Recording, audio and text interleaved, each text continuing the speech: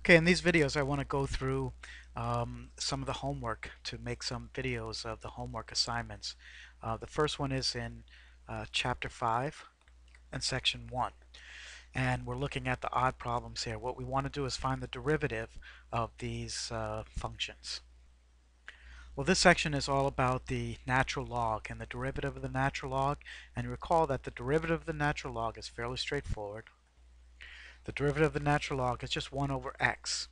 Now, if there's a function inside, that is, say for example we're taking the natural log of u, where u is a function of x, it's more than just x, it's a function of x, then it would be 1 over u, whatever that function is, times the derivative of u with respect to x.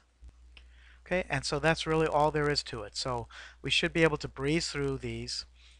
Starting with number 45, we're looking for the derivative of the natural log of x squared. Well, one thing that can be done is that you can use the properties of logarithms, if you would like, before you start to evaluate these derivatives. And one thing we know about the properties of logs is that if you have the natural log of x raised to a power, that's equal to the power times the natural log of x. So you can bring down that exponent and it becomes a multiplier times the natural log of x. Well, we could do that here. And so before we actually evaluate the derivative, we could move the 2 down and we have the derivative of 2 times the natural log of x. And now what we have is just a constant multiple rule.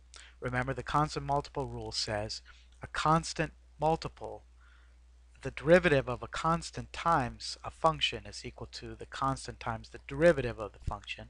So that's just 2 times the derivative of natural log of x, which is 1 over x, and that just yields 2 over x.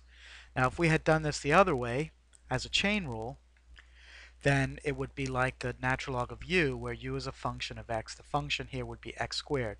So we would have 1 over u, which is 1 over x squared, then times the derivative of x squared, which is 2x, and then we could cancel 1x in the numerator with 1 in the denominator, and we'd be left with 2 over x.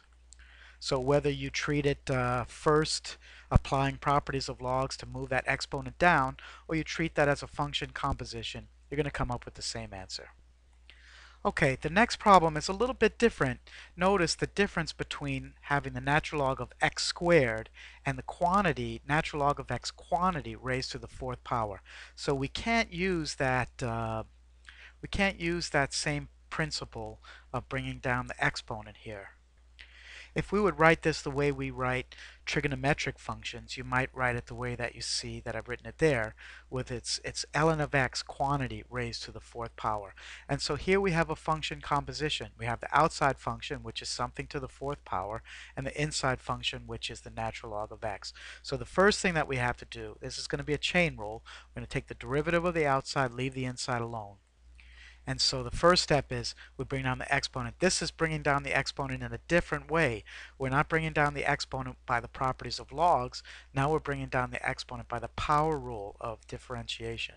So 4 times the natural log of x quantity raised to the 3rd power, and then we have to multiply that by the derivative of the natural log of x, which is 1 over x. And so you would end up with 4 natural log of x quantity cubed, all divided by x. And so that would be the answer to number 47. And I hope that you see the difference between the natural log of x to the 3rd power, which we would apply the properties of logs to and bring that 3rd power down. But this is 4 times the natural log of x, that whole quantity cubed. It's not the x that's cubed, it's the natural log of x, whole quantity that's cubed. Okay, for the next one we have the natural log of x times the square root of x squared minus 1. Now again, we can apply the properties of logs here, and that says that the natural log of a product is equal to the sum of the logs. So once again, this could be done a number of ways. You could think of the outside function being the natural log of x and the inside function being a product, but it might be easier for us to look at this as a sum. And since we have the natural log of a product is equal to the sum of the natural logs, then we can take the derivative of those two pieces and find them separately.